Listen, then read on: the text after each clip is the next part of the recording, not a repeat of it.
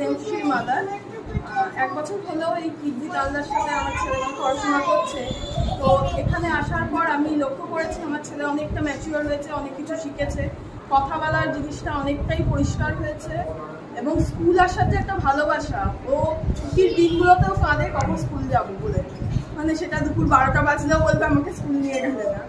এবং যেটা প্রথম দিকে এসে স্কুলে বসতে চাইতো না, মারপিট করতো, বদমাইশি করতো, সেটা আমি বলবো যে অর্চিতা ম্যাম আসার পর থেকে পুরোটা ওর মানে কন্ট্রোলে এসে গেছে। যে আমি ম্যামকে বলেছিলাম যে ওর কী কী প্রবলেম আছে, কিন্তু ম্যাম সুন্দর পর জিনিসটা পুরোপুরি হ্যান্ডেল করেছে ওনার মতন করে।